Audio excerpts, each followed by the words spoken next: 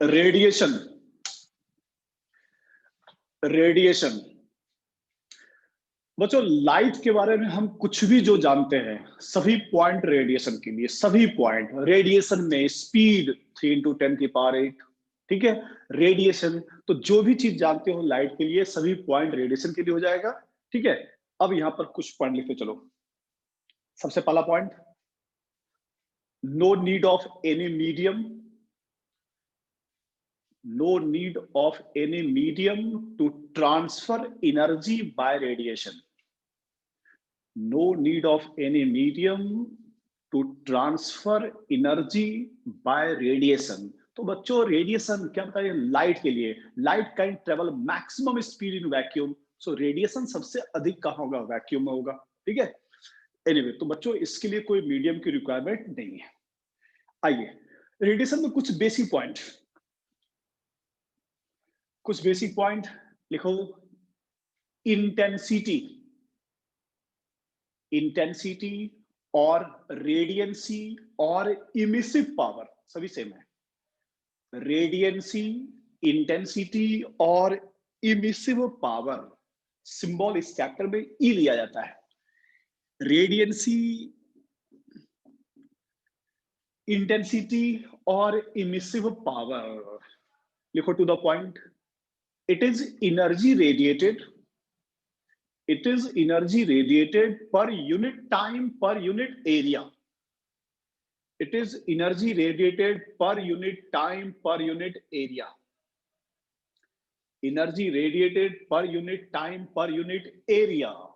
E, energy, Q heat energy upon area upon time. ये है बच्चों इंटेंसिटी, रेडियंसी और इमिसिव पावर।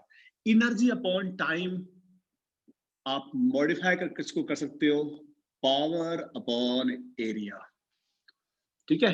ई इंटेंसिटी, रेडियंसी और emissive power, energy radiated per unit time per unit area, ये हो गया बच्चों इंटेंसिटी। यूनिट कोई दिक्कत नहीं है, पावर वाट पर मीटर स्क्वायर, यूनिट वाट पर metre square.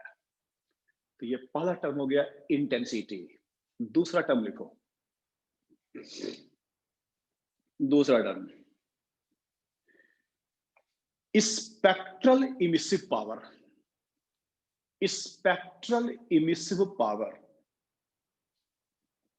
Spectral emissive power, ये था इमिसिव पावर, ये था इमिसिव पावर। अब थोड़ा समझो स्पेक्ट्रल इमिसिव पावर पर हम लिख रहे हैं फॉर्मूला, फिर थोड़ा सा विजुलाइज करना ये स्पेक्ट्रल इमिसिव पावर क्या है, ध्यान देना। स्पेक्ट्रल इमिसिव पावर सिंबल ई लैम्डा, सिंबल ई लैम्डा। पहले समझो बच्चों, इमिसिव पावर ई लैम्डा डी लैम्डा का इंटीग्रेशन 0 से इंफिनिटी, ये ई लैम्डा है स्पेक्ट्रल इमिसिव पावर।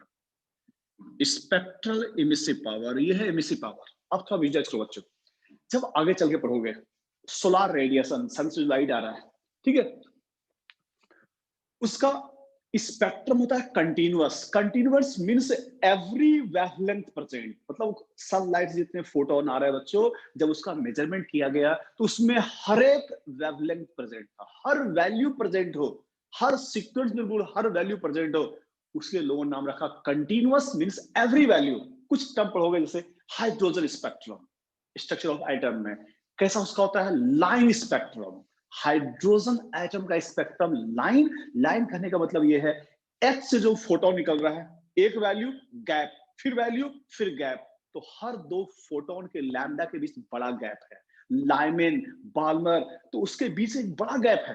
तो बच्चों एक वैल्यू गैप, फिर वैल्यू फिर गैप, फिर वैल्यू फिर गैप, उसको बोलते हैं लाइन स्पेक्ट्रम। तो हाइड्रोजन से जो निकला फोटोन उसका स्पेक्ट्रम लाइन है, और जो सन से आ रहा है फोटोन उसका है continuous means every lambda present, हर वैल्यू अवेलेबल है विदाउट एनी गैप, हर वैल्यू अवेलेबल है, ठीक है। तो इस लिमिट कहने का मतलब यही है, 0 से इनफाइनाइट, मतलब बच्चों सनलाइट से जितने फोटोन आ रहे हैं उसमें लैम्डा का रेंज 0 से इनफाइनाइट है, हर वैल्यू अवेलेबल है, हर वैल्यू अवेलेबल है। जो इस चैप्टर का लास्ट में पढ़ना है कि मैं यहां समझा रहा हूं, ठीक है। तो सनलाइट के लिए बच्चों ध्यान देना, तो सनलाइट के लिए इस चैप्टर लास्ट में लिखी है तो समझ लो, लैम्डा का रेंज, लैम्डा का रेंज 0 टू इनफाइनाइट, ये कुछ ऐसा पढ़ोगे, ठीक है।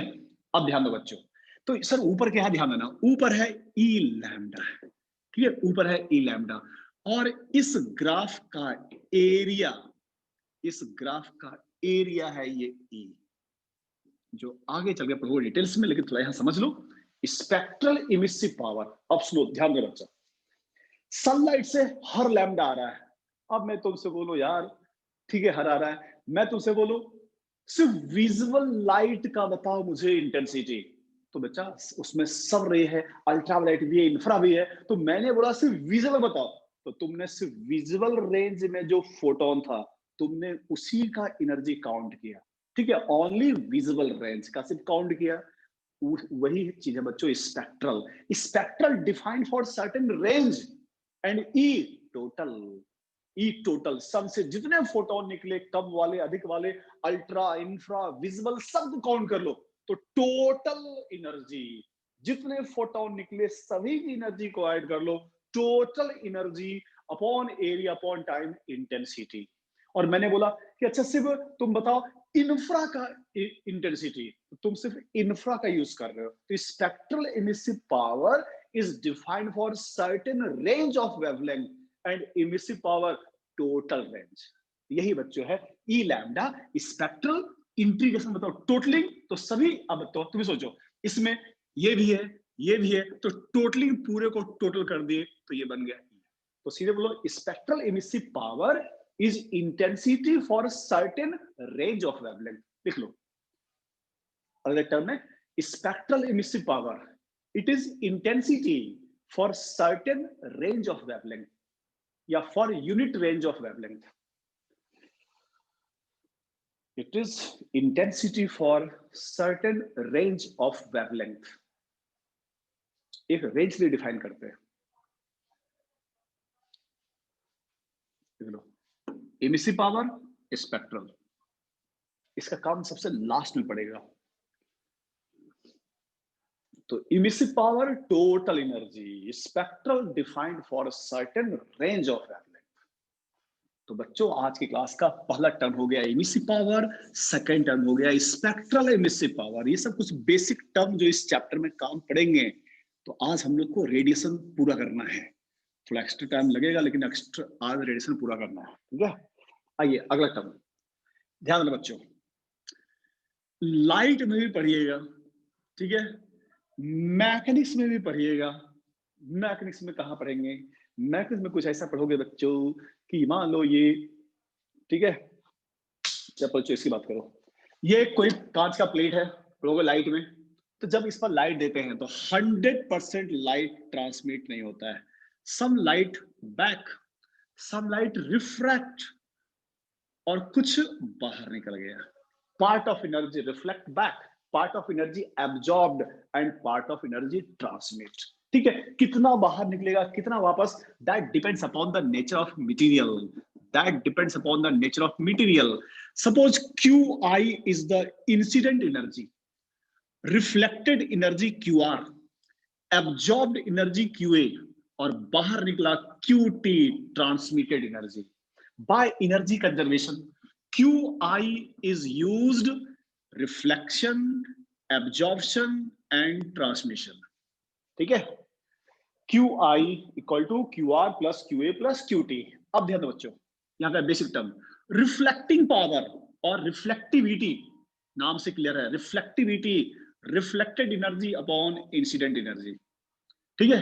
Absorption power A energy absorb upon energy incident, transmit, ठीक है, transmitting power T transmitted energy upon incident energy. और जब तीनों को प्लस करोगे R plus A plus T, तो तीनों QA plus QR plus QT total energy, तो ये आ जाएगा 1। तो अगले टर्म में बच्चों ये लिख लो, ये सब इसके बेसिक टर्म जो काम आएंगे,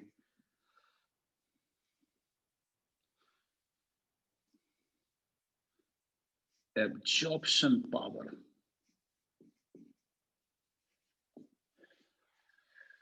रिफ्लेक्टिविटी, ट्रांसमिटिंग पावर और ट्रांसमिटिविटी, RANT।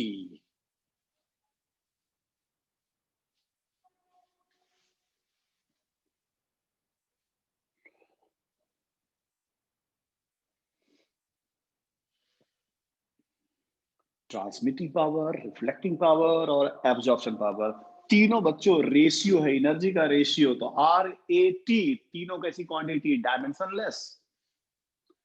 RAT बच्चों ये तीनों क्वांटिटी कैसा है, डायमेंशनलेस, कोई डायमेंशन नहीं है, dimensionless quantity.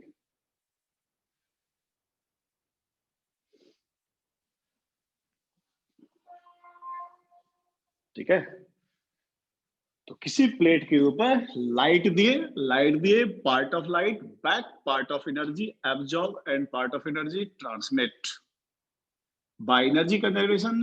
Incident energy equal to reflected energy, absorb energy, transmitted energy, QI equal to QR plus QA plus QT। Now reflectivity, reflected energy upon incident energy, absorption power QA upon QI। हो गया।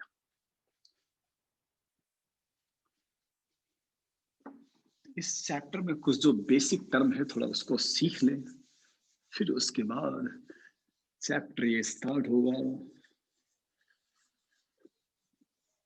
अगला term,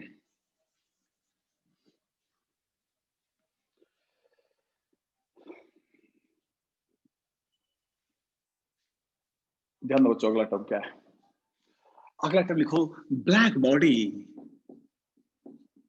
अगला term black body. Black hole और black body दो चीजें ना, दोनों को सेम मत समझ लेना। ब्लैक बॉडी,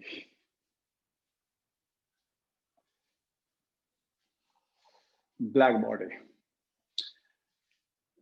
ब्लैक बॉडी वो बॉडी जिस पर लाइट दो, रिफ्लेक्ट भी नहीं करे, ट्रांसमिट नहीं हो, 100% वो एब्जॉर्ब कर ले। तो ब्लैक बॉडी रिफ्लेक्ट नहीं करे, रिफ्लेक्टिविटी जीरो, ट्रांसमिट नहीं करे, ट्रांसमिटिंग पावर जीरो, 100% एब्जॉर्प्शन, जितना दिए वो सब का सब एब्जॉर्ब कर लिया, तो इसका एब्जॉर्प्शन पावर 1। और एक चीज और सिखाएंगे, E1, ये भी आगे सिखाएंगे क्या होता है इमिसिविटी।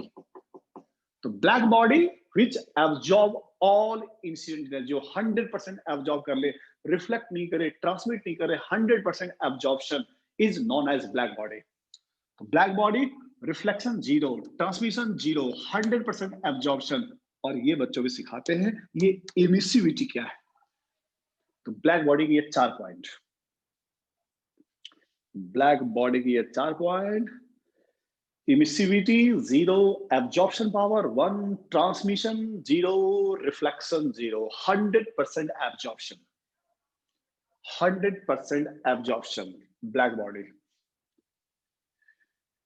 ठीक है, 100% absorption black body, 100% absorption। अगर हम एक ब्लैक बॉडी बनाने का कोशिश करें, ठीक है, जो एनर्जी ट्रांसमिट नहीं करे, रिफ्लेक्ट नहीं करे, तो हम ऐसा कर सकते हैं कि एक बना दो हॉलो स्फीयर, एक बना दो हॉलो स्फीयर, और उसको अंदर से ब्लैक पेंट से पूरा पेंट कर दो और अंदर से पूरा रफ कर दो। बच्चों लाइट में ये पढ़ते हैं कि मान लो ये जो डब्बा है, ठीक है, कुछ भी मान लो, अगर ये ब्लैक दिख रहा है तो इस पर जितने लाइट आ रहा है ये पूरा एब्जॉर्ब कर ले रहा है। ठीक है, कोई चीज रेड दिख रहा है तो बच्चों व्हाइट लाइट दिए और रेड दिख रहा है, मतलब वो रेड को रिफ्लेक्ट किया, बाकी सभी को एब्जॉर्ब कर लिया। तो जो ऑब्जेक्ट जिस कलर का दिख रहा है उसको जा रहा है व्हाइट लाइट, जा रहा है सभी लाइट, बट जो रिफ्लेक्ट किया वो अपने आंख में आ रहा है तो वो अपने को दिखाई पड़ रहा है। तो ब्लैक बॉडी, कोई ब्लैक दिख रहा है मतलब उसको जो भी लाइट दे रहे हैं वो रिफ्लेक्ट होकर वापस नहीं आ रहा है। तो बनाने के लिए अंदर से इसको ब्लैक पेंट कर दिए, अंदर से ब्लैक पेंट कर दिए और इस टाइप का ये सरफेस रफ कर दिए। अब यहां से कोई लाइट दिए अंदर, तो बेटा यहां से यहां गया आफ्टर मल्टीपल रिफ्लेक्शन वो लाइट बाहर निकल ही नहीं पाया, छोटा सा होल बना दिए, तो इसी को बोल सकते हो कि ये almost close to black body है। तो आपको कैसा बॉडी बनाना है जिसमें एनर्जी दे, बाहर निकले नहीं, तो ये बना के अंदर से ब्लैक पेंट कर दो और यहाँ से लाइट दो, आफ्टर मल्टीपल रिफ्लेक्शन ये बाहर निकल ही नहीं पाएगा, 100% बन जाएगा almost close to black body, close to black body. इस पर थोड़ा और आगे पढ़ोगे, ठीक है। आइए अगला टर्म, अब तुमको सिखाओ मैं इमिसिविटी क्या होता है।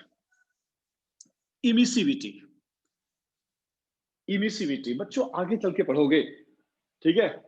Kirchhoff's law for radiation, good radiator good absorber, लिख लो पहले, लिखो ये Kirchhoff's law for radiation, Kirchhoff's law for radiation,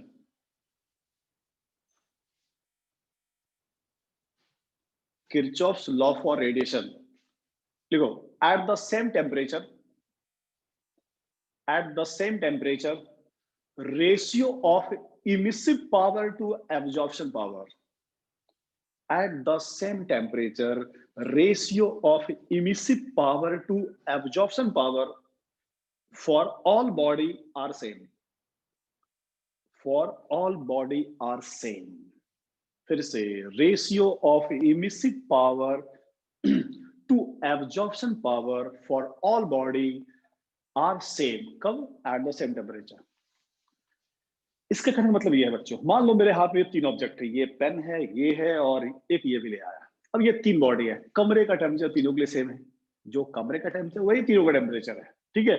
कल पढ़े थे, फिर ये ठंडा लग रहा है, कंडक्टर है, तो इससे हीट मेरे बॉडी से अधिक पुल कर रहा है, बट टेम्परेचर इसका भी है, इसका भी, इसका भी, सबका टेम्परेचर सेम है।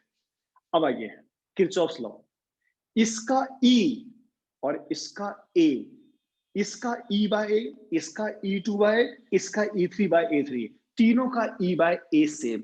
किरचॉफ्स लॉ ये था कि फर्स्ट बॉडी सपोज E है, E1 by A1, second body E2 by A2, third body और भी कोई है, मान लो E2 बाय A2, जितने बॉडी हो, और मान लो कमरे में, मेरे कमरे में कुछ ब्लैक बॉडी भी है, तो ऊपर लिखेंगे E ब्लैक बॉडी और नीचे A ब्लैक बॉडी कितना होता है 1। तो यही है बच्चों Kirchhoff's law of radiation, E1 by A1, E2 by A2, E3 by A3, E black body upon A black body, और ब्लैक बॉडी का A कितना होता है 1। मतलब अगर ये पेन ब्लैक बॉडी नहीं है तो इसकी एमिसिव पावर और इसके एब्जॉर्प्शन पावर, इसका रेशियो किसी ब्लैक बॉडी के E के इक्वल होगा। बट इस फॉर्मूले का ऐसा कोई यूज नहीं है, सिर्फ थ्योरेटिकल एग्जांपल है। थ्योरेटिकल एग्जांपल ये होता है कि जिसका E ज्यादा उसका A ज्यादा, जिसका E कम उसका A कम, मतलब गुड रेडिएटर गुड एब्जॉर्बर, जो जितना अच्छा चीज एब्जॉर्बर होगा वह उतना ही अच्छा रेडिएटर होगा। ब्लैक बॉडी गुड एब्जॉर्बर, तो ब्लैक बॉडी गुड रेडिएटर। आगे चल के पढ़ोगे कि कमरे में कोई ब्लैक बॉडी दिख रहा है, ठीक है, गुड एब्जॉर्बर, एकदम ब्लैक दिख रहा है, जो लाइट दिया सब एब्जॉर्ब कर लिया, और उसी ब्लैक बॉडी को अगर हम डाल दें इलेक्ट्रिक फर्नेस के अंदर, ठीक है। अब मान लो एक ब्लैक बॉडी है, कोई नॉर्मल बॉडी है, ठीक है, बाहर दिख रहा है ब्लैक बॉडी, परफेक्ट ब्लैक दिख रहा है, जो भी लाइट गया 100% एब्जॉर्ब कर लिया। और दूसरा मान लो कोई और बॉडी है, वो ब्लैक बॉडी नहीं है, दिख रहा है, अब डाल दिए दोनों फर्नेस के अंदर, फर्नेस के अंदर ब्लैक बॉडी गुड रेडिएटर, तो सबसे अधिक चमकता हुआ ब्लैक बॉडी दिखेगा, और जो नॉर्मल बॉडी था उसकी इंटेंसिटी कम। तो यही है Kirchhoff law of radiation, good emitter good absorber, good radiator good absorber. जो है बाहर था ब्लैक बॉडी तो बाहर था गुड एब्जॉर्बर, जब फर्नेस के अंदर गया तो गुड रेडिएटर, सबसे अधिक चमकता हुआ वही दिखाई पड़ा। आगे पढ़ोगे जो सन है बच्चों, सन भी है ब्लैक बॉडी, ब्लैक बॉडी का ब्लैक दिखना जरूरी नहीं है, अगर वो रेडिएट कर रहा है या तो ब्लैक बॉडी ठीक है, अगर वो खुद एनर्जी को रेडिएट नहीं कर रहा है तो चलो एब्जॉर्ब कर लिया, बट सन का टेम्परेचर इतना ज्यादा है कि वह वो गुड रेडिएशन कंडीशन में। एनीवे नीचे ऐड कर लो, good radiator good absorber. Kirchhoff's law पर जो भी क्वेश्चन आएंगे वो theoretical, good radiator good absorber. जैसे वो बोलते हैं एग्जांपल में जो थोड़ा सा जैसे हम लोग के टाइप का जो थोड़ा सा कलर थोड़ा सा जो ब्लैक टाइप का है, ठीक है, या जो सोचो जो जो काफी ब्लैक है, ठीक है, हमसे ज्यादा ब्लैक है, तो उसको गर्मी के दिन में भी कष्ट और ठंड के दिन में कष्ट। गोरे लोगों को ठंड में भी कष्ट थोड़ा कम और ठंड में भी कष्ट थोड़ा कम, गर्मी में क्यों?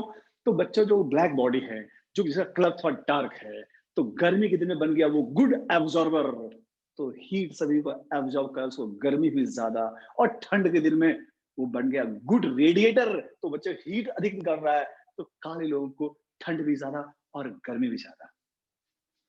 एनीवे और एग्जांपल होते हैं कि डेजर्ट एरिया में जाओ, राजस्थान जाओ, है ना, कच्छ का जवान है, तो डेजर्ट एरिया में जाइएगा, ठीक है, जहां दिन में काफी गर्म तो रात में उतना ही ठंडा, दिन में गुड ऑब्जर्वर हो गया और रात में गुड रेडिएटर।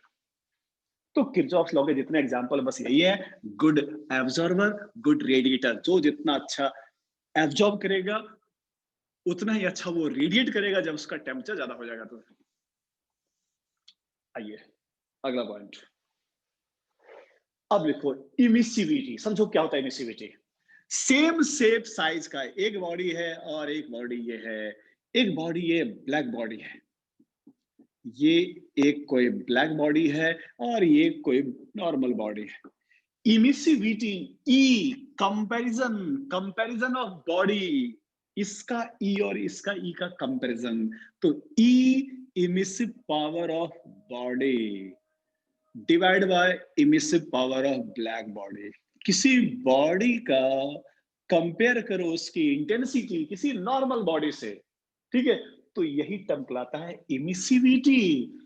इसका ई अपॉन इसका e, emissive power of body to emissive power of black body is known as emissivity. तो बच्चों ये भी तो रेशियो है, ये भी डायमेंशनलेस। अब तुमसे बोले ब्लैक बॉडी को ब्लैक बॉडी से कंपेयर करो, तो बच्चों ऊपर भी ब्लैक बॉडी नीचे भी ब्लैक बॉडी, कट गया इसलिए वन, इसलिए लिखवाया था कि ई की वैल्यू वन ब्लैक बॉडी के लिए, ब्लैक बॉडी के लिए वन, और कोई और बॉडी हो तो ई की वैल्यू वन से कम, तो ई की value between one and zero, maximum one, one किसके लिए? Black body. ये चार term, absorption power, reflecting power, transmitting power and emissivity. Emissivity is comparison of intensity of body with black body, वो बच्चों क्या कहलाता है? इमिसिविटी। इमिसिविटी, तो ये सब इस चैप्टर के बेसिक कंसेप्ट हो गए, बेसिक टर्म जो यहां यूज होगा, नॉट कंसेप्ट, बेसिक टर्म। अब बच्चों इस चैप्टर स्टार्ट होता है यहां से, लिखो आगे। एनसीईआरटी में ये नहीं है बट पूरा चैप्टर इसी पर बेस्ड है। अब एनसीईआरटी ने क्या सोच के इसको हटा ही दिया, बट क्वेश्चन अभी भी आते हैं और पूरा इसी पर है।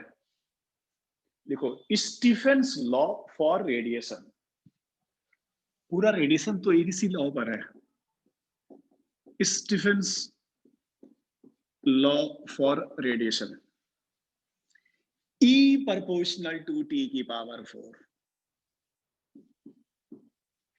T in Kelvin, absolute temperature.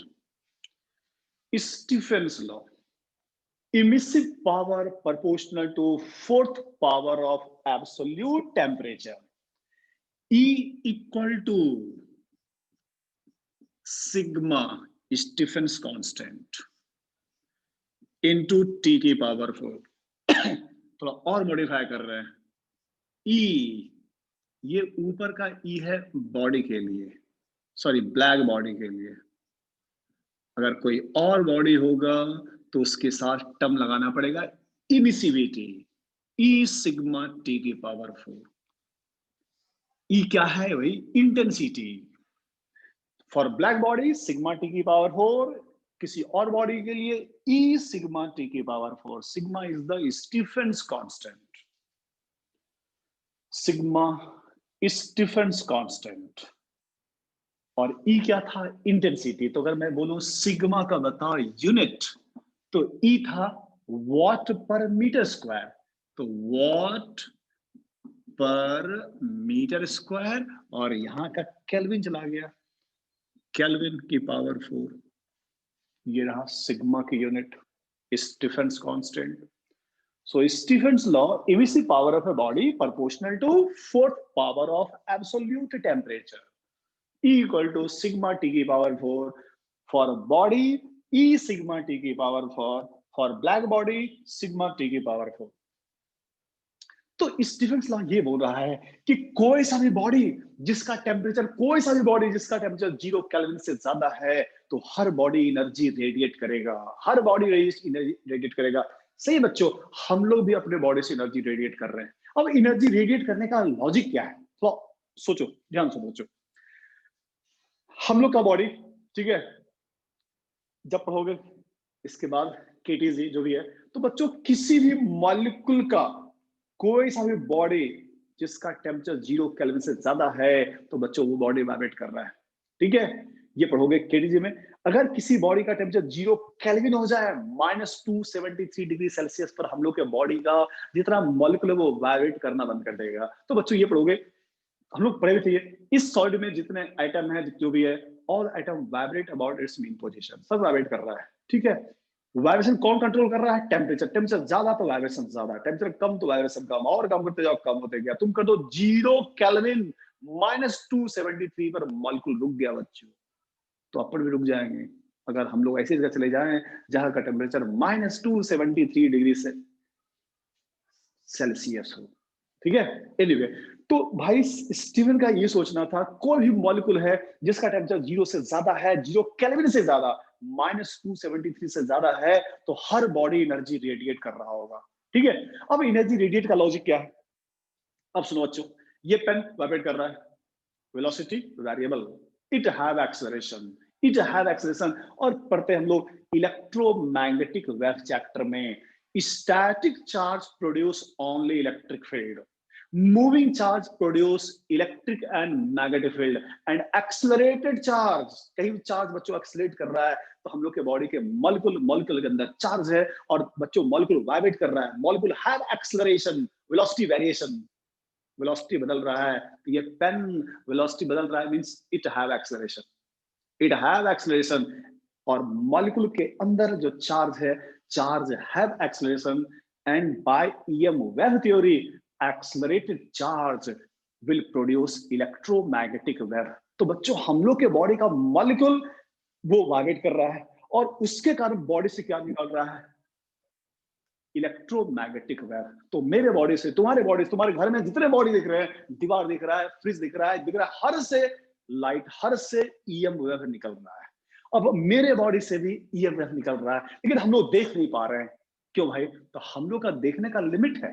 हम लोग देख पाते हैं 4000 से 8000 विजुअल रेंज, हम लोग की आंख की एक लिमिट है कि हम मैक्सिमम देख सकते हैं 4000 to 8000 एंगस्ट्रॉम. याद रखना, लिमिट देखने का 4000 से 8000, 4000 to 8000, 8000 से अधिक भी हम नहीं देख पाते हैं और उससे कम भी नहीं. तो अपने आंख का एक रेंज. ठीक है, तो हम लोग के बॉडी से जो वेव निकल रहा है, हम अंधेरे में हैं और आपको हम दिखाई नहीं पड़ रहे हैं, मतलब मेरे बॉडी से जो वेव निकल रहा है हम उसको डिटेक्ट नहीं कर पा रहे हैं. तो एक्चुअली होता क्या बच्चों, हम लोग के बॉडी से निकलता है वो इंफ्रारेड. इसलिए बच्चों जो नाइट विजन कैमरा होता है, जो रात में लोगों को देख लेते हैं, तो नाइट विजन कैमरा वो इंफ्रारेड डिटेक्टर होता है. वो कहीं इंफ्रारेड कोई जा रहा है तो उसको पहचान लेगा, अच्छा वो इंफ्रारेड है. तो वो जो नाइट विजन कैमरा है, हम लोग के बॉडी से जो वेव निकल रहा है उसको, वेव को देखकर उसका पिक्चर बना के वो डिस्प्ले करता है. तो night vision camera based on infrared, हम लोग के बॉडी से वेव निकल रहा है वो इंफ्रारेड निकल रहा है. जितने बॉडी देख रहे हो, स्टीफन का ये करना था कि जिसका भी टेम्परेचर 0 केल्विन से ज्यादा है, हर बॉडी से वेव निकलेगा, हर बॉडी से वेव निकलेगा. यही था बच्चों स्टीफेंस लॉ. तो जितने बॉडी हैं, हर एक बॉडी से इलेक्ट्रोमैग्नेटिक वेव रेडिएशन बाहर आ रहा है. ठीक है, हाँ. और सुनो, अगर बाहर आ रहा है, अगर मुझसे एनर्जी बाहर आ रहा है तो मेरा एनर्जी कम होते जाएगा, टेम्परेचर कम होते जाएगा, तो कुछ देर में हम ठंडे हो जाएगा. ऐसा नहीं होता है. तो वो होता क्या है, अगर हमसे एनर्जी बाहर आ रहा है तो बच्चों कमरे में दीवार से बाहर आ रहा है, हर जगह से बाहर आ रहा है.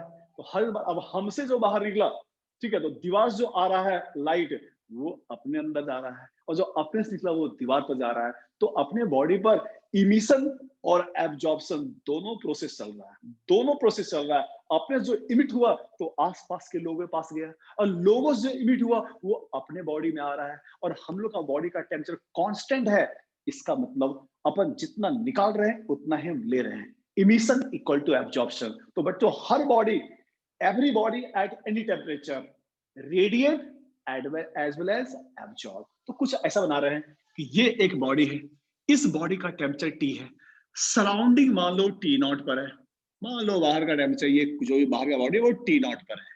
तो बच्चों, ये एनर्जी अगर रेडिएट कर रहा है तो जो बाहर का जो सराउंडिंग है वो भी रेडिएट कर रहा है, ठीक है। तो जो बाहर से आ रहा है वो इस पर एब्जॉर्ब हो रहा है, जो बाहर से आ रहा है। तो इमिशन एब्जॉर्प्शन प्रोसेस दोनों एक साथ चल रहा है। अब मान लो मैंने निकाला 100 और मिला मुझको 25, तो 100 माइनस 25 क्या कहलाएगा? Net emission. तो ध्यान दो बच्चों, अगर यहां भी दो, कुछ एग्जाम में आया था कंफ्यूज करने के लिए कि बॉडी का टेम्परेचर दे दिया, बाहर का टेम्परेचर दे दिया, और पूछा गया था इमिसिव पावर ऑफ बॉडी। बच्चों, सिर्फ इमिसिव पावर पूछा जाए, इमिसिव पावर को बाहर से मतलब नहीं है मैंने कितना निकाला, मैं सिर्फ ये पूछूं, मैं कितना मुझे मिला उससे मुझे मतलब नहीं है। तो ध्यान है, इमिसिव पावर पूछा जाए तो सिग्मा ई सिग्मा टी की पावर 4 यूज करना। और पूछा जाए नेट इमिशन, नेट का मतलब इमिट माइनस एब्जॉर्ब, तो ये ध्यान रखना। तो ई सिग्मा टी की पावर 4, और बाहर से जो मिला उसका टेम्परेचर टी नॉट की पावर 4 था। तो ध्यान रखना, रूम का टेम्परेचर दे भी दे और पूछा जाए इमिसिव पावर बताओ, तो सराउंडिंग टेम्परेचर से मतलब नहीं है। पूछा जाए नेट, तो इमिट माइनस गेन। तो ध्यान रखना कि वहां यह है इमिसिव पावर और यह है नेट इमिशन, लिख लो। तो बॉडी बच्चों एनर्जी रेडिएट भी कर रहा है और एब्जॉर्ब भी कर रहा है। ये निकला नेट इमिशन।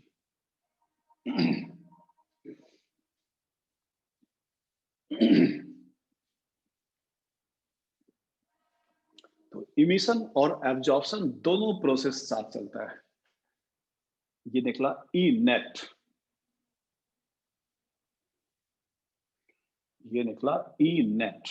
अब सुनो, अगर कमरे का टेम्परेचर ठंड कम हो और मेरा टेम्परेचर ज्यादा, तो हम देंगे ज्यादा। तुम सोचो भाई, ये दोनों इक्वल होगा, ये सराउंडिंग और बॉडी इक्वल होगा, तब तो ये जीरो होगा। सपोज मेरा टेम्परेचर ज्यादा है और मेरे कमरे का टेम्परेचर कम है, तो हम देंगे ज्यादा और मिलेगा कम, मिलेगा कम और हम देंगे ज्यादा, एनर्जी ज्यादा निकालेंगे और मिल रहा है कम। तो टाइम के साथ मेरा टेम्परेचर क्या होगा? कम होगा, ठीक है। जिसको कम होगा, अब वही आगे पढ़ना है, इसको बोलते हैं रेट ऑफ कूलिंग। कूल होने का रेट वो कब होगा? जब बॉडी का टेम्परेचर कम, sorry surrounding temperature less than body temperature. देखो, if surrounding temperature is less than body temperature, if surrounding temperature is less than temperature of body, temperature of body, point that important है, that करेंगे। if surrounding temperature is less than temperature of body, then its temperature decreases exponentially। याद रखना, इसको prove भी करेंगे अभी। then its temperature decreases exponentially, temperature decreases exponentially। Temperature और time मतलब ये है बच्चों, तुम किचन में जाके कुछ चीज को गर्म कर दो और गर्म करके लाके कमरे में रख दो, तो समय के साथ ठंडा हो जाता है। क्यों ठंडा हो रहा है? तो उसके अंदर जो आपने किचन में गर्म किया, लाके कमरे में रख दिया। अब उस बॉडी के अंदर कोई इंटरनल एनर्जी का सोर्स नहीं है, ठीक है, तो वो निकाल रहा है और बाहर से एनर्जी कम मिल रहा है, तो उसका टेम्परेचर कम हो रहा है। आगे हम प्रूव करेंगे। ये याद रखना, temperature decreases exponentially, exponential decrease, exponential decrease, exponential decrease. Graph NCERT बना हुआ है, इंपॉर्टेंट भी है, और इंपॉर्टेंट इसलिए कि अभी तक आया नहीं है और ग्राफ बना हुआ है एनसीईआरटी में। आईटी एडवांस में आया था और किसी एग्जाम में भी नहीं आया अभी। टेम्परेचर डिक्रीजेज एक्सपोनेंशियली, ठीक है, टेम्परेचर डिक्रीजेज एक्सपोनेंशियली। एक बच्चों यहाँ पर तो ग्राफ में थोड़ा और बना देता हूँ, सब प्रूफ कर दूंगा मैं, ठीक है। और अगर यही लॉग के साथ लिखा रहे टेम्परेचर, ठीक है, तो उस कंडीशन में डिक्रीजेस लीनियरली। पहले बना लो, लॉग के साथ रहे तो लीनियर और बिना लॉग का रहे तो एक्सपोनेंशियल। आगे हम मैथमेटिकली इसको प्रूव कर देंगे, ठीक है। चलो समझो, अब ध्यान देना, ये दोनों ग्राफ इंपॉर्टेंट, दोनों ग्राफ एनसीईआरटी में है, ठीक है। सिर्फ अभी आईआईटी में आया, इधर और किसी एग्जाम में, से दोनों इंपॉर्टेंट है। ये दोनों ग्राफ और किसी एग्जाम में नहीं आया, एनसीईआरटी में है, इसलिए इंपॉर्टेंट है बच्चों, ठीक है। टेम्परेचर डिक्रीजेस एक्सपोनेंशियली और लॉग लगा दे तो लीनियरली, ठीक है, लॉग लगा दे तो लीनियरली।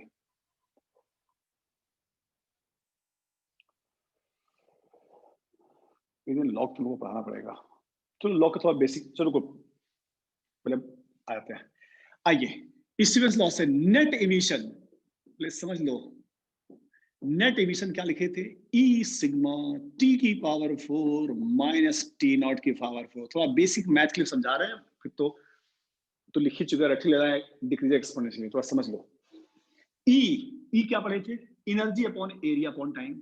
तो ई को लिखा energy upon area upon time, इधर गया ई सिग्मा टी की पावर 4 माइनस टी नॉट की पावर 4। थोड़ा बेसिक मैथ बच्चों सीख लो, ठीक है। और कल पढ़े थे हीट का फॉर्मूला, एमएस, कल परसों पढ़े थे तो पहले, जब कोई बॉडी का टेम्परेचर चेंज हो तो हीट का फॉर्मूला एमएस डेल्टा थीटा पढ़े थे बच्चों। तो इस हीट को लिखा मैंने एम एस, डिफरेंशियल फॉर्म में बोलोगे डीटी, ठीक है। तो यहां भी टाइम लगोगे, छोटा टाइम, तो हीट का फॉर्मूला पढ़ चुके थे, इफ टेम्परेचर चेंज हीट का फॉर्मूला एमएस डेल्टा डी, तो एमएस डीटी लिख दिया, और नीचे ए एरिया इनटू कम टाइम के लिए, उधर ई सिग्मा टी की पावर 4 माइनस टी नॉट की power 4 dt by T, temperature drop upon time taken. यहां से बच्चों बहुत सारे क्वेश्चन थियोरेटिकल दिखेंगे, आईआईटी वाईटी सब एग्जाम में आए हुए, ठीक है। एरिया गया ऊपर और नीचे एमएस टी की पावर 4 माइनस टी नॉट की पावर 4। ये dt क्या है, temperature drop upon time taken. Temperature drop upon time वो कहलाता है रेट, किस रेट से बॉडी का टेम्परेचर चेंज हो रहा है, this term is known as rate of cooling. इतने बड़े फॉर्मूले पर सिर्फ लॉजिकल क्वेश्चन या रेशियो निकालने पर आता है, बट लिख लो पहले यहां तक, rate of cooling, temperature drop upon time taken, E sigma A upon M S, bracket में टी की पावर 4 माइनस टी नॉट की पावर 4, टी की पावर 4 माइनस टी नॉट की पावर 4। पहले पूरा बेसिक टर्म पढ़ लो, फिर हम क्वेश्चन डिस्कस करेंगे। रेडिएशन में जितना भी कंसेप्ट पहले पढ़ लें, फिर आपको हम बोलने का मौका देंगे, सब यहां सुनते चलोगे मुझे। रेट ऑफ कूलिंग,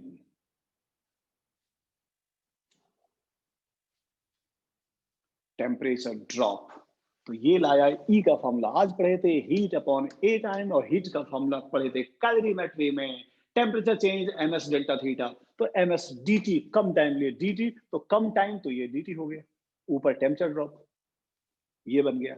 आगे चल के थोड़ा सा इसको हम इंटीग्रेट करेंगे, बट रुक जाओ पहले, उसके पहले यहां सुनो बच्चों क्वेश्चन थ्योरेटिकल, ठीक है।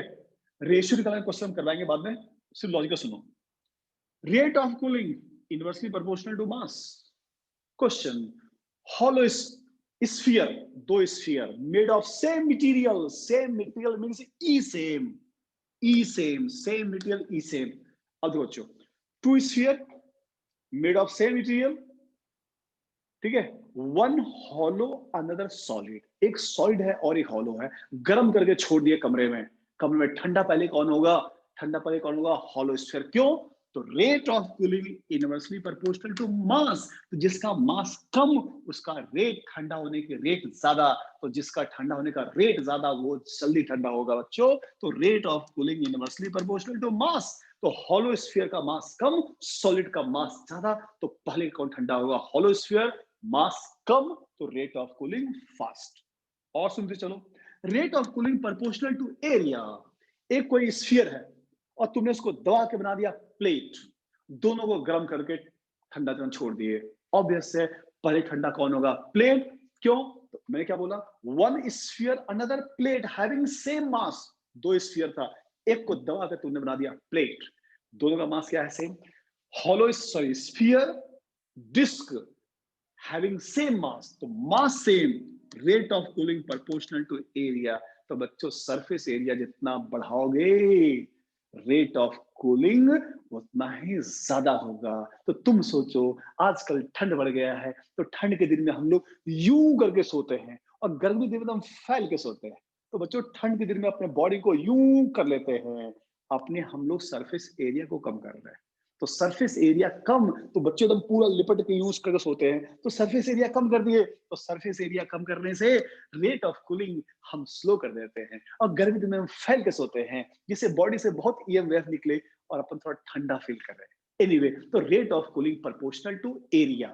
ठीक है, तो इससे लॉजिकल आगे क्वेश्चन करोगे तो क्वेश्चन करवाएंगे। ठीक है, तो rate of cooling proportional to area inversely proportional to mass. S specific heat capacity, S specific heat capacity एक केमिस्ट्री में फॉर्मूला होता है, वैसे आप फॉर्मूला कहीं किसी पर दिखता नहीं है या कहीं हुआ। ठीक है, specific heat capacity inversely proportional to atomic mass, ये कहलाता है Dulong and Petit's law, but अब शायद नहीं होगा कहीं पर। एनीवे, तो इससे बस कंपेयर कर सकते हो specific heat capacity inversely proportional to atomic mass, तो जिसका एटॉमिक मास कम है उसका एस ज्यादा, उसका एस ज्यादा। एटॉमिक मास सबसे कम किसका है? हाइड्रोजन, तो हाइड्रोजन का एस बच्चों हाईएस्ट। ठीक है, तो ये वहां भी काम आएगा। S inversely proportional to atomic mass, तो जिसका एटॉमिक मास सबसे कम है उसका एस सबसे ज्यादा, S highest for hydrogen. Anyway, अब यहां से क्वेश्चन आ गया, two sphere, one copper another iron, copper और आयरन है, दोनों को गर्म करके छोड़ दिए, ऑल कंडीशन सेम, कौन पहले ठंडा होगा? तो बच्चों इनवर्सली प्रोपोर्शनल टू एस, और S inversely proportional to atomic mass, जिसका एटॉमिक मास कम है, आयरन का 26, आयरन का कम है, तो जिसका कम है उसका एस ज्यादा, और जिसका एस ज्यादा उसका रेट ऑफ कूलिंग क्या होगा? स्लो। ठीक है, तो S को यहां से हम कंपेयर कर सकते हैं, S inversely proportional to atomic mass. तो अगर किसी मेटल को कंपेयर करना हो, कौन पहले ठंडा होगा, कौन पहले गर्म ठंडा होगा, तो बच्चों उसको S की जगह क्या यूज कर लेंगे? Atomic mass. तो S नीचे तो एटॉमिक मास ऊपर पहुंच गया, तो rate of cooling proportional to atomic mass, जिसका एटॉमिक मास ज्यादा वो जल्दी ठंडा होगा, जिसका एटॉमिक मास कम वो थोड़ा देर से ठंडा होगा। एनीवे, तो यहां क्वेश्चन इतना बड़ा फॉर्मूला क्वेश्चन नहीं आता है, आता है बस रेशियो निकाल ले या क्वेश्चन लॉजिकल। अब देखो इसके बाद हम जो करने वाले हैं, डेरिवेशन आप में नहीं है लेकिन थोड़ा थोड़ा बेसिक मैथ के समझ लो। अब अपने एनसीईआरटी में रेडिएशन स्टार्ट ही हुआ है न्यूटन्स लॉ, जबकि बेचारे स्टीफन ने इतने सारे काम किए। अब न्यूटन एक्चुअल में वो मैथमेटिशियन थे, मैथ्स और फिजिक्स। ठीक है, तो उन्होंने वो एक्चुअल फिजिक्स वाले मास्टर, फिजिक्स वाला नहीं, तो वो थे मैथ्स वाले, बट जहां ये फिजिक्स वाले ये चीज लगा दिया, अब ये हो गया, तो उन्होंने बाकी इनके बाद ये मैथ्स लगा के लॉ अपना बना दिए न्यूटन्स लॉ ऑफ कूलिंग। तो ये बच्चों स्टीफेंस लॉ ऑफ कूलिंग है। अब न्यूटन ने क्या अप्लाई किया? मैथ्स लगाया। अब उन्होंने मैथ्स क्या लगाया? अब मैथ्स उनके उनके थोड़ा मैथ्स को समझो। उनका मैथ्स ये था, अगर बॉडी का टेम्परेचर और सराउंडिंग का टेम्परेचर डिफरेंस कम हो तो बच्चों उसको भूल जाओ। ठीक है, मैंने मान लिया बॉडी का टेम्परेचर T है, ठीक है, बॉडी का टेम्परेचर T है, ठीक है, और सराउंडिंग का टेम्परेचर -T-T0 डेल्टा T, और ये डेल्टा T काफी कम हो, तो न्यूटन ने लगाया बेसिक मैथ। अब बेसिक मैथ सुनो, T body temperature, T0 surrounding temperature, अगर ये दो डिफरेंस काफी कम हो, इज वेरी लेस, ठीक है, तो ध्यान दो उन्होंने क्या किया, ये जो t की पावर 4 है माइनस टी नॉट की पावर 4, बस बेसिक मैथ सीखना, बाकी जरूरत नहीं है। उन्होंने इस t को हटाया इस फॉर्मूले से, यहां से, तो t को उन्होंने लिखा, क्या लिखा t को, t equal to T naught plus delta t की पावर 4 है माइनस टी नॉट की पावर 4 है, ठीक है। t minus T naught delta t temperature difference काफी कम है, तो इसको हटाया उन्होंने, ठीक है। अब उन्होंने बस उन्होंने बेसिक मैथ लगाया, कुछ नहीं किया उन्होंने, इक्वल टू, इसमें उन्होंने टी नॉट को कॉमन बाहर निकाल लिए, यहाँ तो था ही नहीं, टी नॉट था तो 1 और वहां था ही नहीं तो डेल्टा टी, नहीं था तो टी नॉट से डिवाइड, ये अंदर ले जाओ तो ये टी नॉट यहाँ आ गया, यहाँ से कट गया, ये आ गया की पावर 4 माइनस टी नॉट की पावर 4, दोनों में टी नॉट की पावर 4 कॉमन ले लो, यहां रहा 1, और बच्चों को भी सिखाया गया था आपको बायनोमियल थ्योरम, 1 प्लस वैल्यू काफी कम हो तो सीधे पावर से मल्टीप्लाई, तो उन्होंने 1 प्लस, अब चूंकि ये डेल्टा टी काफी कम है, ये जो बच्चों डेल्टा टी है वो काफी कम है, तो काफी कम है तो ये वैल्यू काफी कम है, बेसिक मैंने आपको सिखाया गया था, 1 प्लस ये वैल्यू काफी कम तो सीधे पावर से मल्टीप्लाई, तो 1 plus 4 delta T by T not, ठीक है, और माइनस टी नॉट की पावर 4, फिर उन्होंने ब्रैकेट को ओपन कर दिया, किसने, न्यूटन सर ने ब्रैकेट को ओपन किया, ये ओपन किया और इसके साथ ओपन किया तो ये कट गया, तो plus 4 T not cube into delta T minus T naught की पावर 4, ये दोनों हमने काट दिया, और उन्होंने ये प्रूव कर दिया कि टेम्परेचर डिफरेंस काफी कम हो, if temperature difference between body and surrounding is very less, then this term can be replaced by 4tq naught into delta t। लिखना है तो जल्दी लिख लो, और नहीं लिखो तो काम चलेगा, इसके बाद बस मेन चीज लिखना है, लिखने का मन हो तो लिख लो, नहीं लिखने का मन हो तो छोड़ भी दोगे तो कोई फर्क ना पड़ेगा। ये न्यूटन सर ने बेसिक मैथ लगाया, अब सोचो हम लोग भी कितने हैं, कैसे लोग हैं, एनसीईआरटी ने स्टीफन को कोई क्रेडिट दिया, स्टीफन लॉ का नाम ही नहीं लिखा गया स्टीफन के, बस सीधे स्टार्ट हुआ है न्यूटन लॉ, जिन्होंने इनका फॉर्मूला लिया और मैथ्स लगा दिया, तो ये न्यूटन लॉ तो होनी चाहिए, ये न्यूटन मॉडिफिकेशन होनी चाहिए, बट क्या करोगे, उनकी मोनोपोली थी उस समय। चलो बच्चों, तो फाइनली ठीक है, तो उन्होंने बच्चों, अब देखो न्यूटन्स लॉ क्या है, बस उन्होंने स्टीफेंस लॉ में इसको हटा दिया उन्होंने, कि भाई ठीक है बॉडी का टेम्परेचर काफी कम हो तो हम इस टर्म को ये लिख सकते हैं 4t Q not into delta T, और डेल्टा टी क्या था, टेम्परेचर डिफरेंस, तो वापस यहां कर दो टी, चलो भाई डेल्टा टी, वापस भी डेल्टा टी रहने दो, तो ये बच्चों फॉर्मूला है न्यूटन्स लॉ ऑफ कूलिंग, ये था इसके पहले स्टीफेंस लॉ ऑफ कूलिंग, ये है न्यूटन्स लॉ ऑफ कूलिंग, ये है Newton's law of cooling, but इतना बड़ा फॉर्मूले पे क्वेश्चन नहीं आएगा, जो आएगा अब लिखवा रहे हैं, जो क्वेश्चन आएगा उसके बाद हम लिखवा रहे हैं।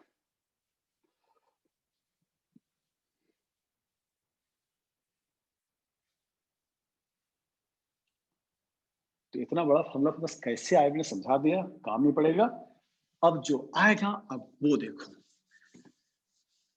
और चूंकि इंपॉर्टेंट तो स्टेटमेंट लिख लो, स्टेटमेंट लिख लो, देखो, if temperature difference between body and surrounding is very less, देखो statement Newton's law of cooling का, if temperature difference between body and surrounding is very less,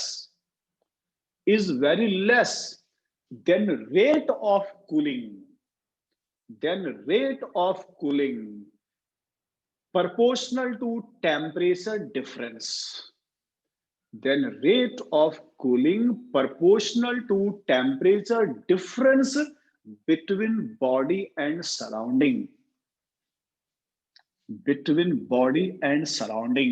तो अपने बुक में बच्चा बस चैप्टर यहीं से स्टार्ट हुआ है, temperature drop upon time taken proportional to, ये सब कांस्टेंट हटा दो बस, ये डेल्टा टी, और डेल्टा टी क्या था, टी माइनस टी नॉट।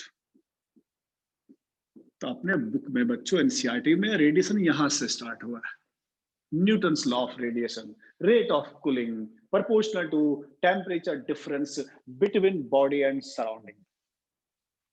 अब ये फॉर्मूला डिफरेंशियल फॉर्म में है, ठीक है। क्वेश्चन में, क्वेश्चन के लिए उसको देखो मॉडिफाई कर रहे हैं, लिखेंगे वही चीज, ध्यान दो बच्चों। ये क्या है, temperature drop upon time taken. तो बच्चों अब वो क्वेश्चन जो फॉर्मूला लगाना है, temperature initial minus temperature final divide by time. तो ये क्या निकला, temperature drop temperature change upon time rate of cooling equal to K, constant है, ठीक है, प्रोपोर्शनल कांस्टेंट है, ब्रैकेट में बच्चों इसी को लिख रहे हैं, temperature drop upon time second, तो बॉडी का इनिशियल टेम्परेचर बॉडी का final temperature upon time equal to K. अब ये लिखना है, ये क्या है, टेम्परेचर ऑफ बॉडी, और ये क्या है, सराउंडिंग, तो ये लिख दिया सराउंडिंग। अब टेम्परेचर ऑफ बॉडी क्या लिखें, बॉडी का टेम्परेचर तो बदल रहा है। अगर बच्चों तुम्हारा मार्क्स बदल रहा है, आज तुम्हारे 100 आए, कल 80 आए, और मुझे तुम्हारा मार्क्स देखना है, हम किसकी बात करेंगे, एवरेज। तुम्हारा 80 और फिर 100 आया, तो मैं बात करूंगा एवरेज का। तो कुछ वैसी है, अगर बॉडी का टेम्परेचर बदल रहा है तो आप बात करेंगे एवरेज टेम्परेचर। तो बॉडी का टेम्परेचर इनिशियल टी आई था, फाइनल टीएफ था, तो एवरेज निकालने के लिए initial final plus final by 2। Question में बच्चों हमेशा ये फॉर्मूला लगाना है, बहुत इंपॉर्टेंट है। Temperature drop upon time taken, ये क्या है, टेम्परेचर डिफरेंस किसके बीच, बॉडी और सराउंडिंग, और बॉडी का टेम्परेचर वेरिएबल था तो क्या कर दिए, एवरेज। और बच्चों टेम्परेचर चेंज सेल्सियस में उतना ही होता है जितना केल्विन में, तो न्यूटन्स लॉ सेल्सियस में करो या केल्विन में करो, आंसर में कोई फर्क नहीं पड़ेगा। बट स्टीफेंस लॉ का जो फॉर्मूला था, ऑलवेज इन केल्विन। तो ये फॉर्मूला बच्चों आज क्लास का सबसे इंपॉर्टेंट फॉर्मूला ये है, बहुत सारे क्वेश्चन पर आए हुए हैं, ठीक है। तो इस फॉर्मूले में सेल्सियस में क्वेश्चन तो सेल्सियस में सॉल्व कर देना, केल्विन तो केल्विन में, यूनिट बदलने की नीड नहीं है, यूनिट बदलने की नीड नहीं है। पहले हम कंसेप्ट पूरा कर रहे हैं, ठीक है, क्वेश्चन के साथ करेंगे हम लोग। अब देखो, अब थोड़ा बेसिक मैथ थोड़ा सीखो, ठीक है, बाकी जरूरत मिल के थोड़ा सा बस सीख लो बच्चों, कोशिश करो समझने का, कोशिश करना बस मैथ्स के लिए, ठीक है। जब इसको इक्वल के टर्म में लिखा जाए तो एक्चुअल में ये होगा क्या, dt by dt equal to minus लगाना पड़ेगा। बताते हैं माइनस क्यों लगाना पड़ेगा, माइनस इसलिए लगाना पड़ेगा, न्यूटन्स लॉ का स्टेटमेंट क्या था, ठीक है, न्यूटन्स लॉ का स्टेटमेंट क्या था, rate of cooling proportional to temperature difference. अब तुम सोचो, मान लो अभी रूम का टेम्परेचर 10 है, बॉडी का टेम्परेचर 80 है, तो 80 रूम 10 है, तो डिफरेंस कितना हो गया, 70।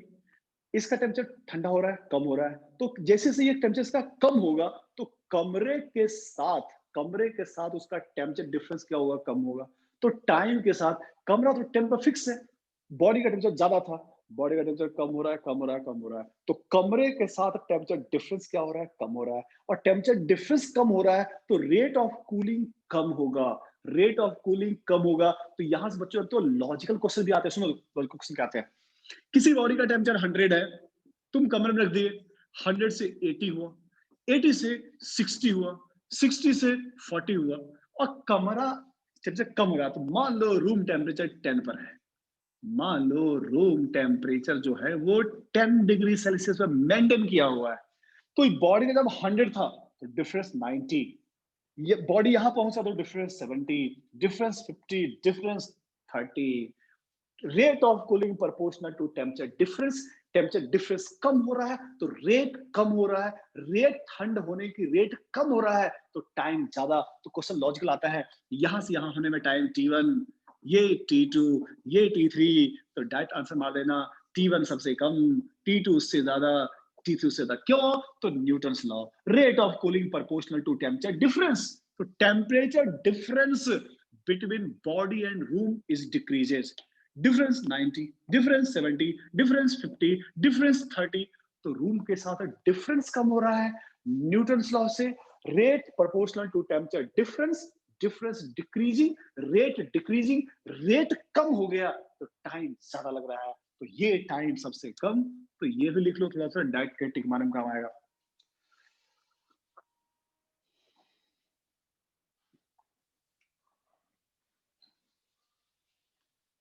तो न्यूटन्स लॉ का statement, rate of cooling proportional to temperature difference, temperature difference ज्यादा तो rate of cooling fast, fast चलोगे तो टाइम कम लगेगा, और बाद में टेम्परेचर डिफरेंस कम हो गया तो रेट कम हो गया, रेट कम हो गया तो टाइम ज्यादा लगेगा। तो इसके बाद का टाइम देखो, ड्रॉप यहां भी 20, यहां भी 20, यहां भी 20, इसलिए लिखवाए थे नॉट लीनियरली डिक्रीजेज एक्सपोनेंशियली।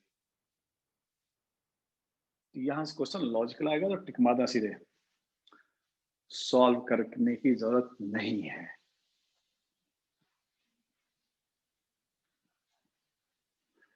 ठीक है, चलो और देखो, अब थोड़ा यहाँ बेसिक मैथ, बट एक क्लास बच्चों को कभी एक्स्ट्रा ले लेंगे लॉग का, लॉग एंटी लॉग, लॉग वाले ग्राफ होते हैं, तो कभी भी एक्स्ट्रा टाइम में क्लास लेंगे, बट कोशिश करो समझने का, जस्ट फॉर बेसिक मैथ जरूरत नहीं है, समझो। अब इस इक्वेशन में टेम्परेचर, ये टेम्परेचर, तो टेम्परेचर चेंजेस विथ टाइम, ठीक है। तो बच्चों वेरिएबल को एक साइड कर दो, वेरिएबल को एक साइड कर दिया मैंने, तो इसको dt बाय, इसको नीचे ले आया t माइनस टी नॉट। से बेसिक मैथ सीखो तो रट्टा ही मार लेना है, एक्सपोनेंशियल डिक्रीज, लॉग लगाता तो लीनियर, सीख लो पहले। इंटीग्रेट बोथ साइड, ठीक है। बॉडी का टेम्परेचर टी इनिशियल था, टी आई, और किसी टाइम पर, टाइम जब 0 पर initial T I, after time T instantaneous temperature T मान लीजिए। अब बच्चों बेसिक मैथ आओ, log x का डिफरेंशिएशन 1/x और 1/x का इंटीग्रेशन log x, तो इसका integration log t minus T not, ठीक है, limit T I to instantaneous temperature T, उधर माइनस के टी, 0 से टी। थोड़ा सा बस बच्चों बेसिक मैथ सीख लो, बेसिक मैथ ही और कुछ नहीं है, ठीक है। अब रखो अपर लिमिट, तो अपर लिमिट वही का वही है, तो क्या लिखेंगे, log t minus T nought minus lower limit t replace by T I, T I minus T nought, उधर तो वही हो गया अपर t माइनस 0 माइनस के टी हो गया। लॉग भी सिखा देगा बच्चों, log a minus log b होता है log a by b, log a by b, तो इसको लिखा log t minus T nought upon T आई माइनस टी नॉट, उधर रहा माइनस के टी। फिर जब log सिखाया जाएगा, फिजिक्स में जितने log लिखते हैं अंडरस्टूड उसका बेस e होता है, तो log का बेस बेचो, ठीक है, log का बेस e होता है, ये फिजिक्स में अंडरस्टूड है, ठीक है। अब बच्चों लॉग का उल्टा होता है एक्सपोनेंशियल, बेस में तो पक्का सिखाएंगे, जब लॉग हटेगा तो इसका बेस उसका बेस बन जाता है, ये लॉग में सिखाया जाएगा आपको, बहुत जल्द एक लॉग क्लास ले लेंगे हम। T I minus T not, इसका बेस उसका बेस बन गया, जब लॉग हटाओगे तो लॉग हटने के बाद इसका बेस उसका बेस बन जाएगा, ये लॉग में सिखाया जाएगा आपको। यहां पहुंच गया, ठीक है। फाइनली ध्यान देना, टी माइनस टी नॉट, इसको वहां पहुंचा दो। अच्छा एक चीज समझ लो, अब ये लॉग वाले के साथ सर ने क्यों बनाया था स्ट्रेट लाइन, अब डायरेक्ट रटो, ठीक है। लॉग के साथ क्यों बना था स्ट्रेट लाइन, तो बच्चों ये log temperature difference proportional to t आ रहा है, ठीक है, ये आ रहा है, इसलिए बना था। अच्छा आप लगेगा सर ये आपने बताया था स्ट्रेट लाइन ये कब होगा, उसकी बात करेंगे, रुक जाओ मेरे, यहां तक उतारना है, जिसको उतारना जल्दी उतारो यहां तक, क्योंकि बस हम इस टर्म को यूज करने वाले हैं। बट लॉग आपको बहुत जल्द एक दिन लॉग का क्लास लेंगे, लॉग एंटी लॉग निकालना, लॉग के ग्राफ आप सब रहे हैं, बट इतना भी याद रखो, log x का डिफरेंशिएशन 1/x होता है और 1/x का log x होता है, तो ये 1/x है तो इसका log x लिख दिए। फिजिक्स में हर log अंडरस्टूड e होता है, केमिस्ट्री में हर log अंडरस्टूड वो 10 होता है, केमिस्ट्री में log लिखा तो समझना 10 है, फिजिक्स में log लिखा तो e है। यहां तक उतारो, उसके बाद बात करते हैं क्या है ये।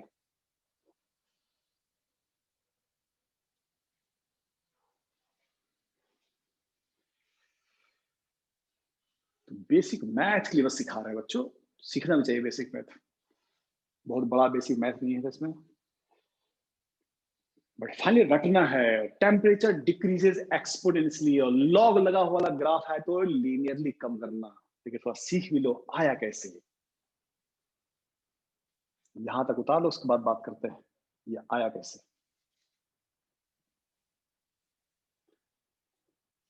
चलो आई होप उतार लिए होगे यहां तक, नहीं उतारे तो फोटो खींच लो, नहीं उतारे फोटो खींच लो जल्दी से, खींच लिया। अब देखो फाइनली बच्चों तो रट तो लेना ही है, जितना समझ सकते हैं समझ ले क्या जाता है।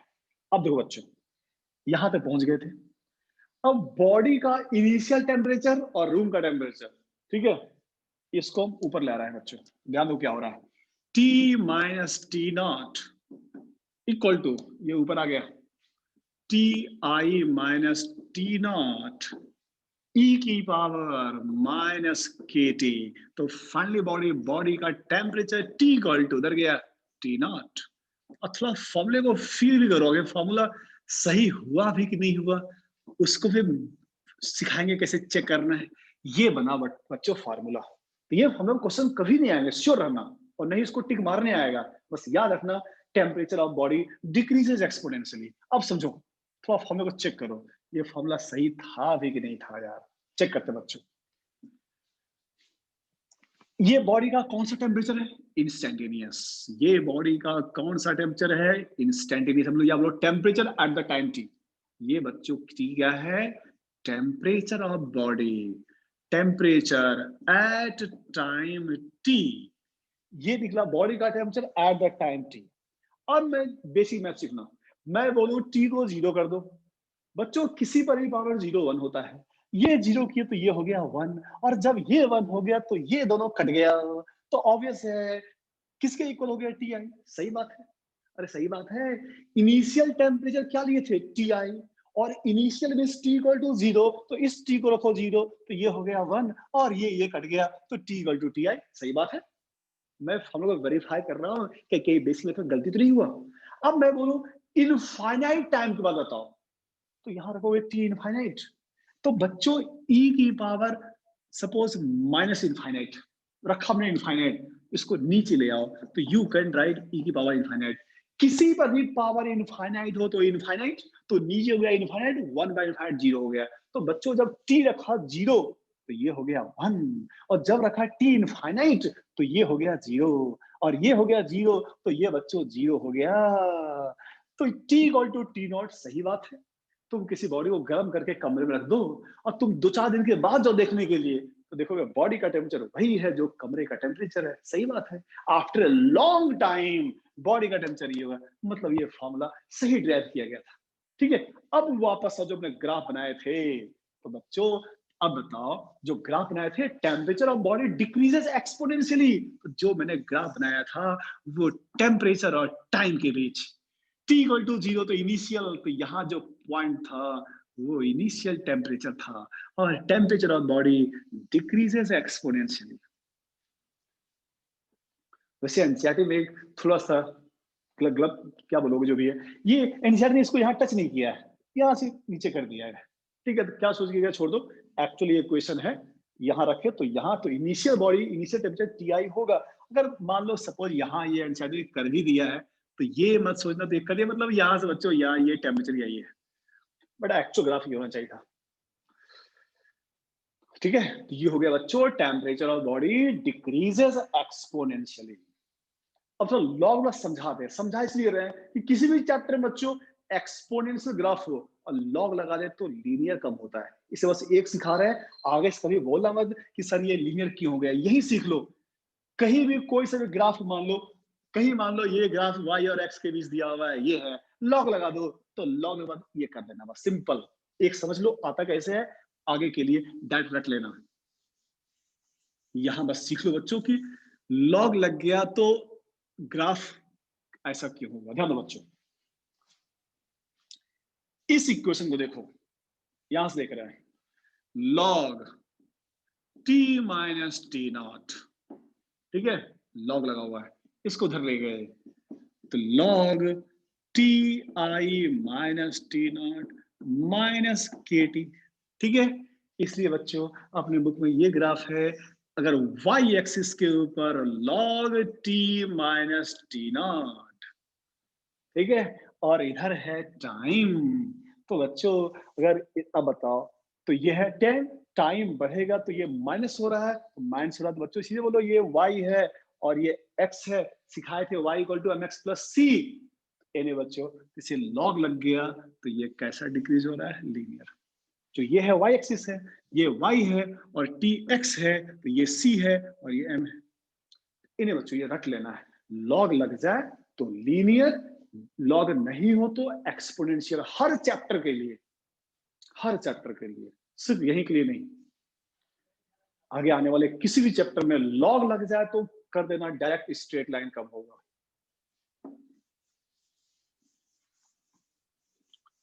तो ये सभी था एक्सप्लेनेशन कि आया कहां से, फिर तो रट्टा मारना ही है। ठीक है, तो अभी तक क्या सीख लिए, स्टीफेंस लॉ, और क्या सीख लिए, न्यूटन्स लॉ, और ये सभी ग्राफ हो गए।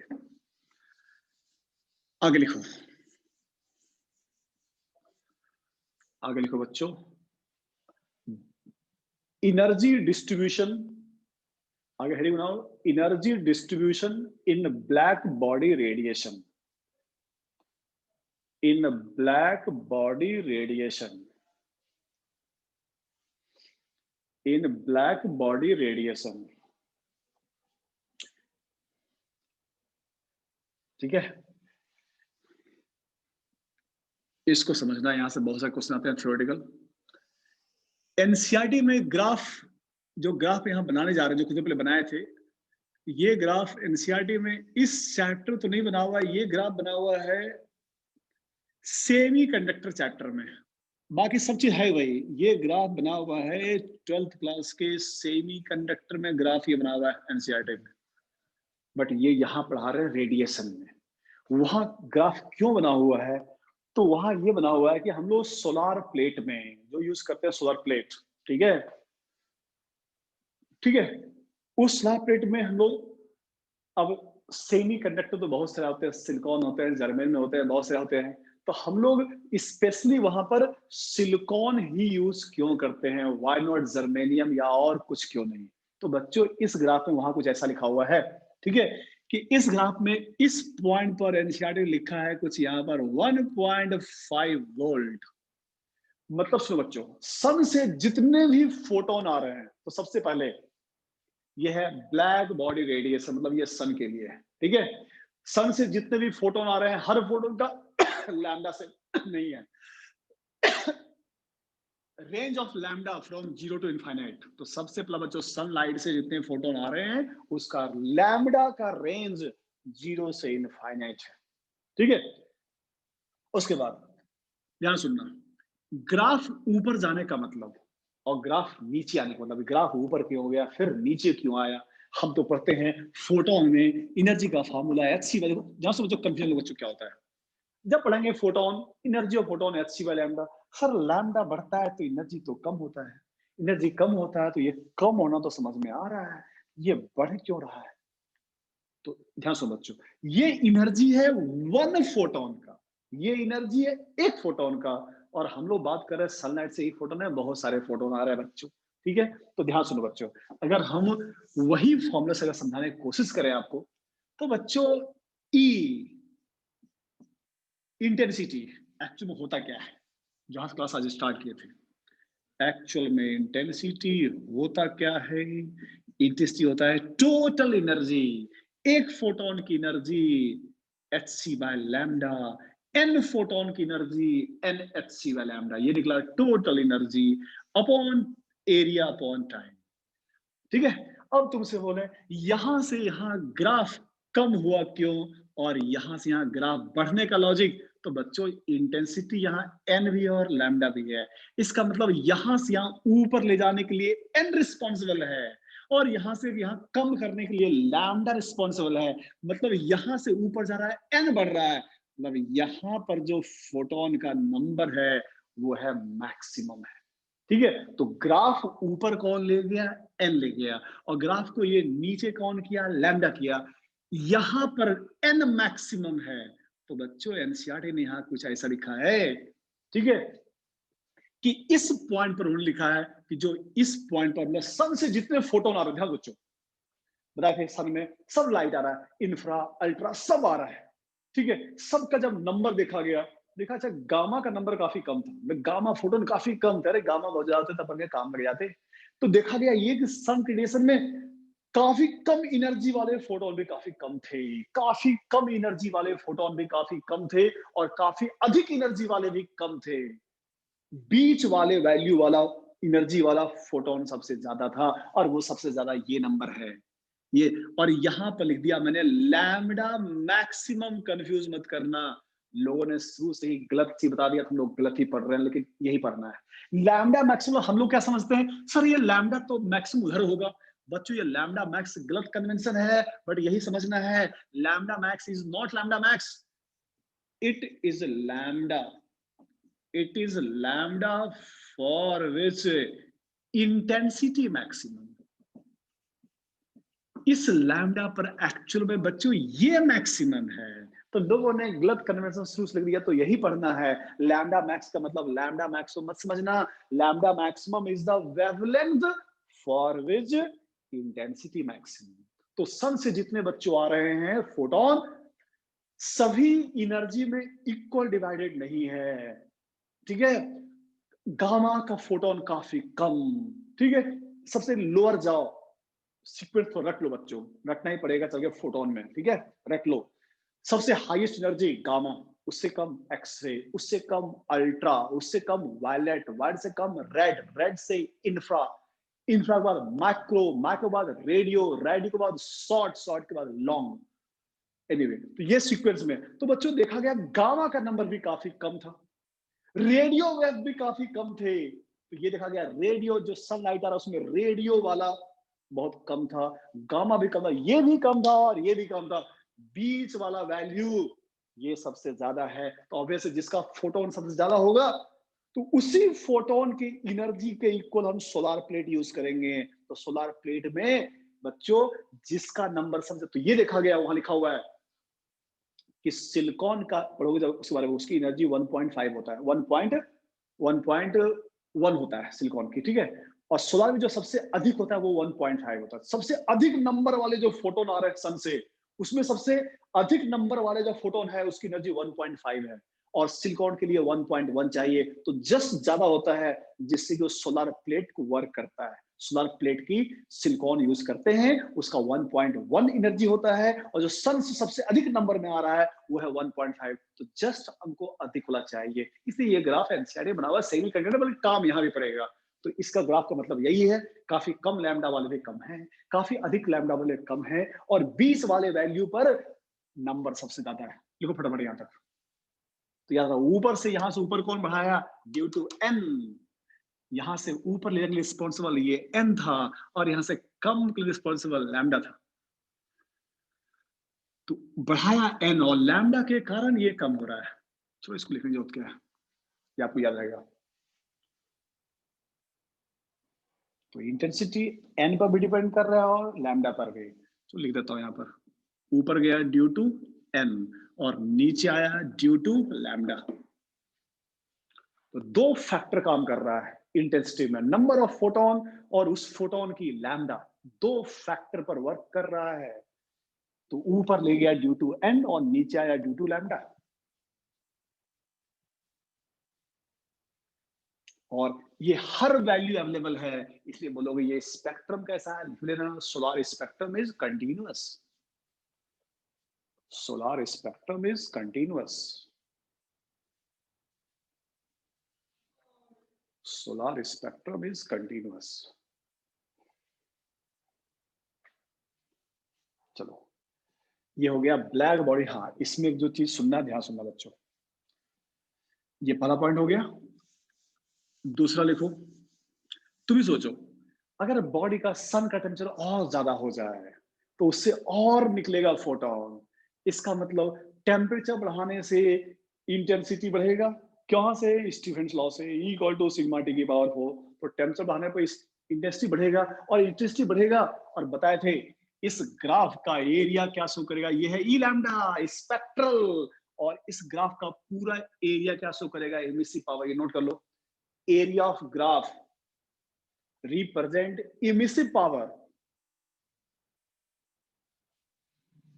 इसका एरिया, एरिया ऑफ ग्राफ, इस ग्राफ का पूरा एरिया निकालोगे, area of graph represent emissive power. चलो बना देता हूं मैं, इस ग्राफ का एरिया, इस ग्राफ का एरिया क्या बताएगा, ई, और ई प्रोपोर्शनल टू पर चुके टी की power 4, E proportional to T की पावर 4। तो टेम्परेचर बढ़ाएंगे तो एरिया बढ़ाना है, तो एरिया बढ़ाने के लिए उधर तो एरिया बढ़ेगा नहीं, ग्राफ ये ऊपर जाता है,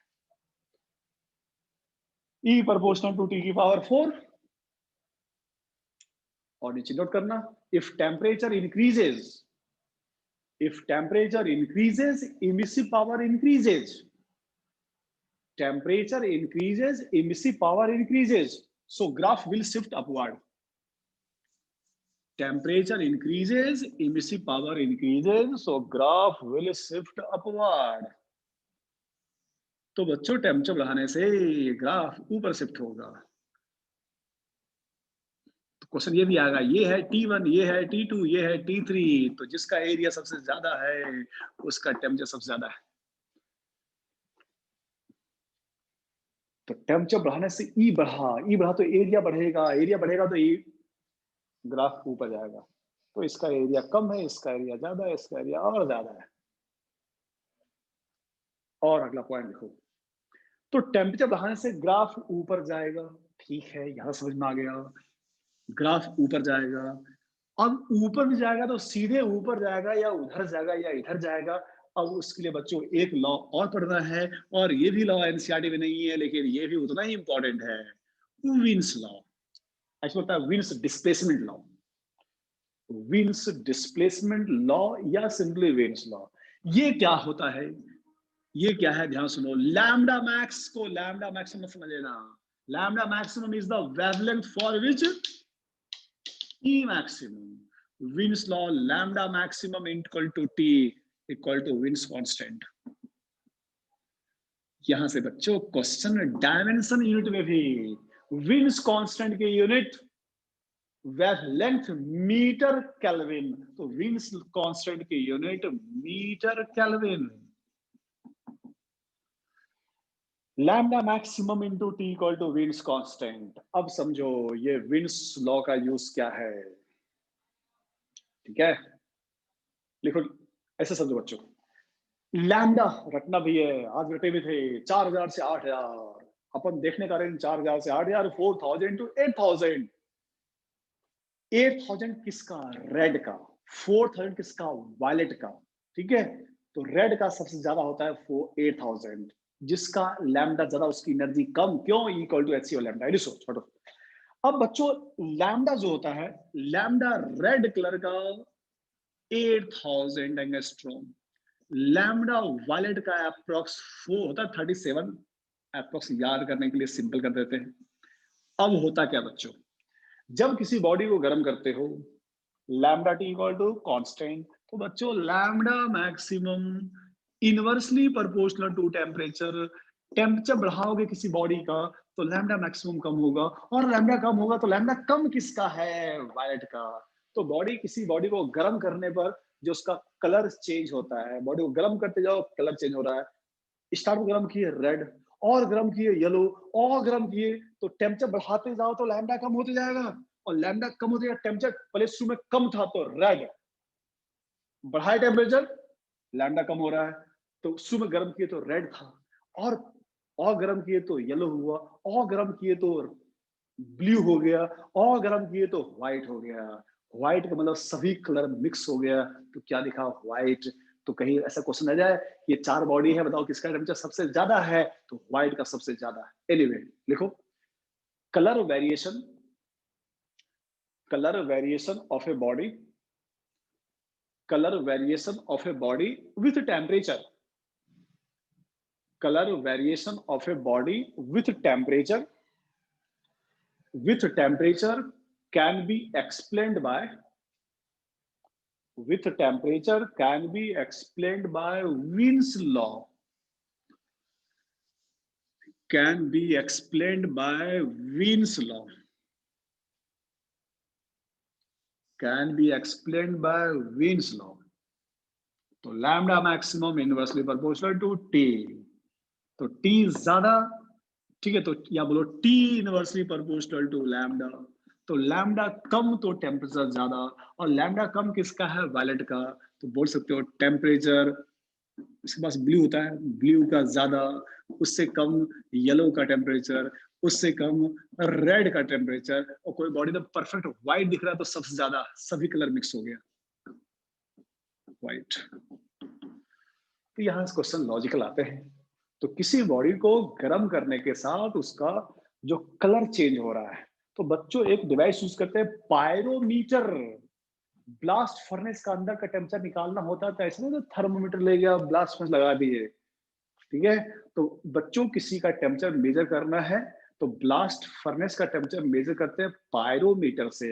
and working of pyrometer based on Wien's law. वो पायरोमीटर क्या देखता है कि वहां से जो लाइट आ रहा है उसका इंटेंसिटी, उसका कलर देख के बता देता है कि उसका टेम्परेचर कितना है। तो बच्चों हम लोग जैसे बताते पता करते उस स्टार का टेम्परेचर इतना होगा, सन का टेम्परेचर इतना होगा। तो टेम्परेचर मेजरमेंट ऐसा थोड़ी कि सन में लेकर थर्मोमीटर लगा के देख लिया, अच्छा इतना टेम्परेचर है 6000 केल्विन। तो बच्चों ऐसा तो करते नहीं है। तो सन का टेम्परेचर, ब्लास्ट फर्नेस का टेम्परेचर मेजर करते हैं वो डिवाइस जो उसके कलर को देख बता उसका टेम्परेचर है, तो वही डिवाइस होता है पायरोमीटर। पायरोमीटर का यूज होता है ब्लास्ट फर्नेस का टेम्परेचर, और पायरो हीलियोमीटर का यूज होता है सन का टेम्परेचर। तो working of pyrometer based on wins law. Working of pyrometer, pyrometer, pyrometer, pyrometer क्या है, टेम्परेचर मेजरिंग डिवाइस है। Working of pyrometer based on wins law. Working of pyrometer based on Wien's law. It measure temperature.